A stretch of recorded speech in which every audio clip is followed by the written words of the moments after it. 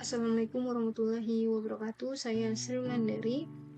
Selanjutnya saya akan membahas tugas 2 saya mengenai attacking a MySQL database atau penyerangan terhadap database MySQL, yang mana pada lab ini saya akan melihat file PCAP yang telah diserang database SQL-nya, yang mana terdapat part 1 dan part 4 yang akan kita bahas satu persatu.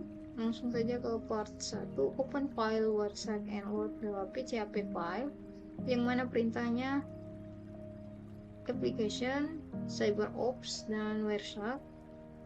Langsung saja kita buat. Kemudian akan membuka file dengan kita cari file tersebut, analysis lab super files dan SQL lab.pcap. Open. Oke, baik, di sini adalah rekaman atau lalu lintas jaringan selama 8 menit atau 441 detik selama durasi serangan injeksi SQL. Kemudian di sini ada pertanyaan, apa saja IP address yang termasuk serangan injeksi SQL berdasarkan informasi yang tampil. Itu jawabannya 10.0.2.4 dan 10.0.2.15. Selanjutnya masuk ke part 2, view the SQL injection attack atau melihat serangan injeksi SQL. Di sini perintahnya klik pada line 13, kemudian follow dan HTTP stream.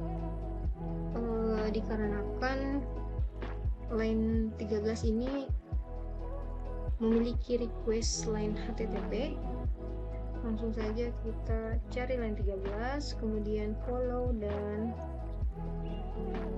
HTTP stream. Baik, muncul seperti gambar yang mana ada warna merah yang merupakan jalur IP asal, dan warna biru sendiri merupakan respon atau umpan balik dari IP tujuan, yaitu yang tadi 10.2.15. Selanjutnya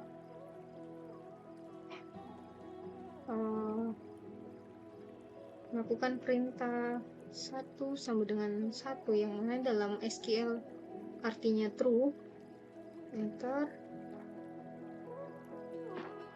Oke, di sini maksudnya di sini itu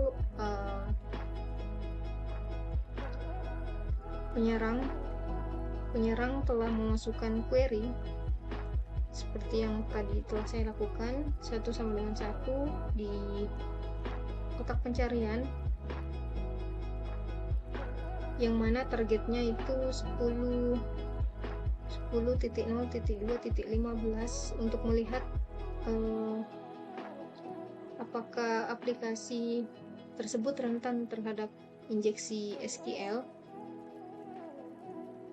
apakah aplikasi tersebut merespon dengan pesan kegagalan login. Kemudian di sini penyerang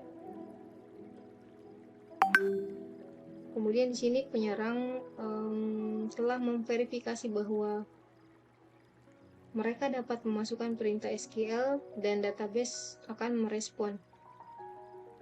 String pencarian 1 sama dengan 1 membuat pernyataan SQL akan menjadi selalu benar, seperti itu. Kemudian close the follow HTTP string window. clear display filter. Oke. Part ketiga yaitu mengenai the SQL injection attack continues, serangan SQL injeksi berlanjut, yang mana di sini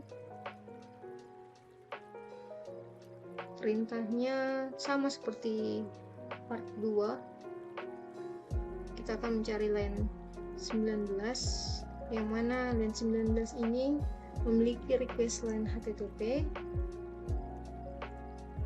follow HTTP stream, kemudian akan tampil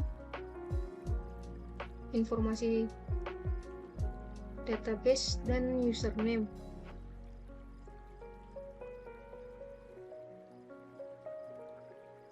Kita ketikkan dulu 1 sama dengan 1, enter.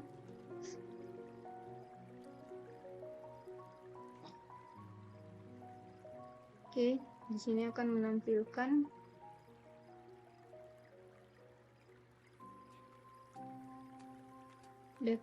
menampilkan nama informasi database dan username-nya.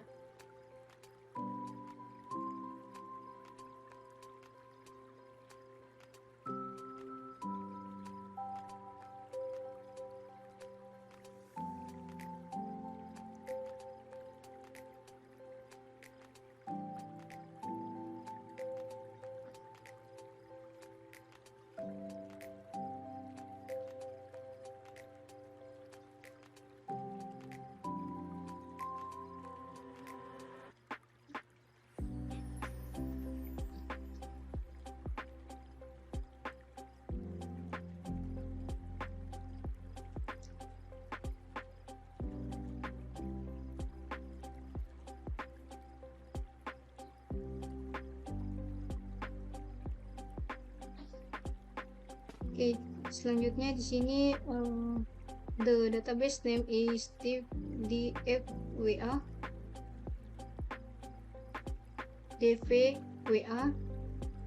dengan database user at localhost. Di sini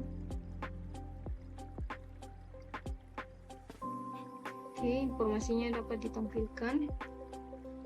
Kemudian close the follow HTTP stream window dan clear display filter. Kita lanjut ke part 4, the SQL injection attack provides system information atau serangan injeksi SQL untuk melihat informasi mengenai sistem operasi yang digunakan. Di sini line 22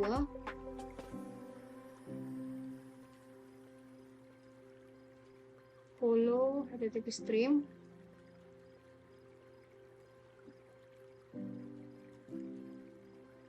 kemudian 1.1, mohon maaf 1 sama dengan 1. Jadi di sini berdasarkan informasi yang ditampilkan, penyerang menggunakan sistem operasi Ubuntu versi 5.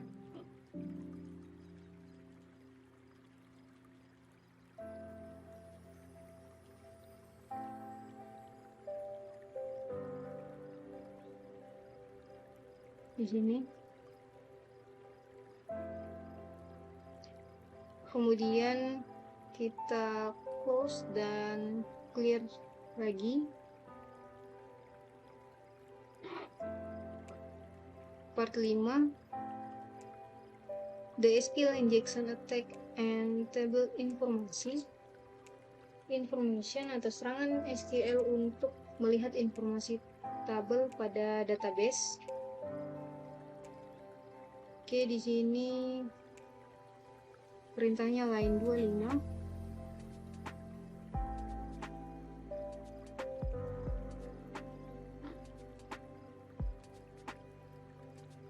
Jadi informasi yang ditampilkan ini adalah isi dari database, isi dari data-data pada database. Jadi di sini ditampilkan semua data-datanya karena tidak spesifik tabel mana yang akan ditampilkan. Jadi pada informasi ini dia menampilkan semua data pada database tersebut.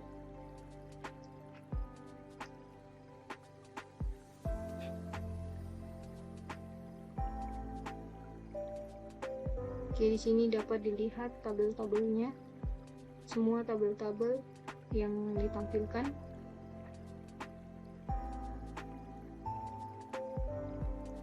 Selanjutnya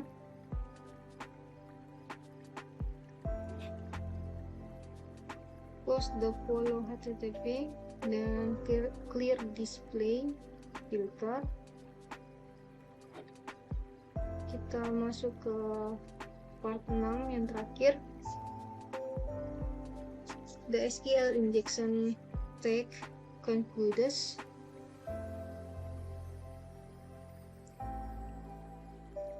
Di sini perintahnya di line 28, follow HTTP stream. Di sini kita dapat melihat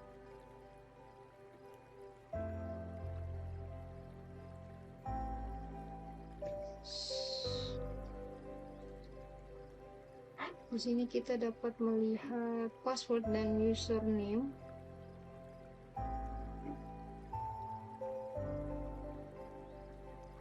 Sini terdapat 5 password, 1, 2, 3, 4, 5. Kemudian di sini ada pertanyaan, siapa pemilik password 8D sekian-sekian, yang mana password ini kita dapat cek di link yang terdapat pada lab ini.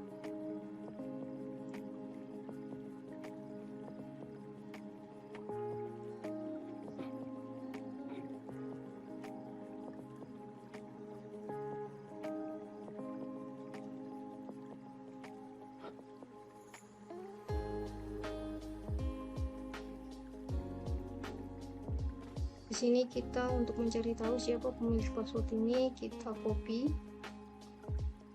passwordnya dan kita klik websitenya.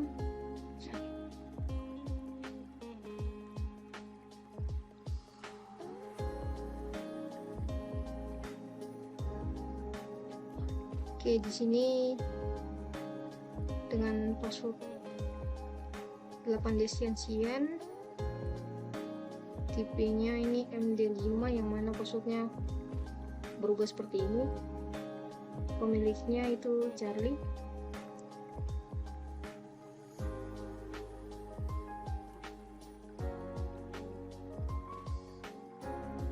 Oke. Dan di sini terdapat 2 pertanyaan.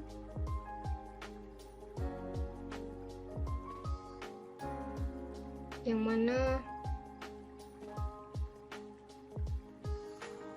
pertanyaan tersebut, what is the risk of having platform use the SQL language?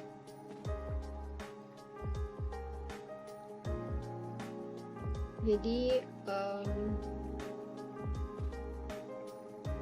risiko platform yang menggunakan bahasa SQL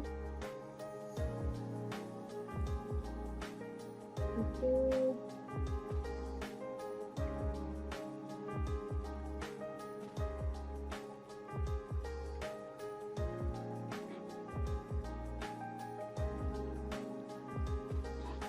jawabannya itu situs web itu biasanya menggunakan basis data dan menggunakan bahasa SQL, yang mana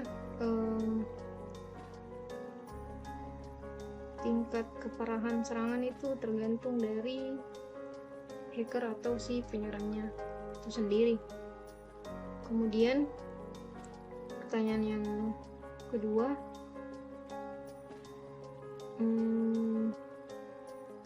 langkah atau metode pencegahan serangan injeksi SQL itu ada beberapa.